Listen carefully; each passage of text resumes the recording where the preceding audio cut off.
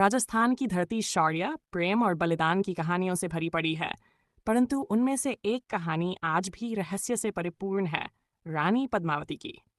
कहा जाता है कि रानी पद्मावती सिन्हल द्वीप की राजकुमारी थीं, अत्यंत सुंदर, बुद्धिमान और निडर। राजा रतन सिंह, चित्तौड़ के शासक, जब उनसे विवाह कर उन्हें चित्तौड़ लाए, तब राजमहल की शान और गौरव दोगुना हो गया। परंतु रानी की सुंदरता की ख्याति सीमाओं को लांघ चुकी थी।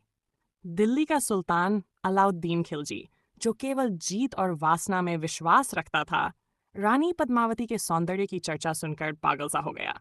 उसने चित्तौड़ पर चढ़ाई करने का निश्चय किया, लेकिन सीधा युद्ध नहीं किया। उसने चालाकी से राजा रतन सिंह को बातचीत के बहाने दिल्ली बुलाया और कैद कर लिया।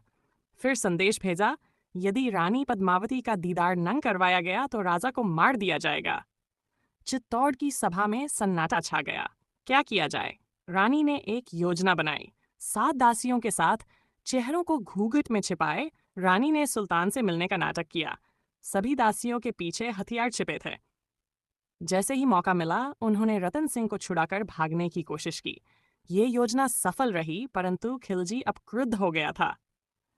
युद्ध छिड़ गया। चित्तौड़ की दीवारों पर तलवारों की टंकार और तोपों की गर्जना गूंज उठी। चित्तौड़ वीरता से लड़ा, लेकिन संख्या बल के आगे टिक नहीं पाया। जैसे ही जीत की आशंका खिलजी को हुई, रानी पद्मावती ने अन्य स्त्रियों के साथ जौहर का निर्णय लिया। पर अब आता है कहानी का रहस्यमयी हिस्सा। कई लोककथाएं कहती हैं कि रानी पद्मावती ने सच में कभी जौहर नहीं किया।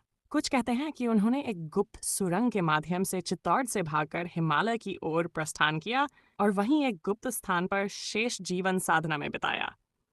कुछ इतिहासकारों को वह प्रमाण भी मिले हैं जो इस थ्योरी को बल देते हैं।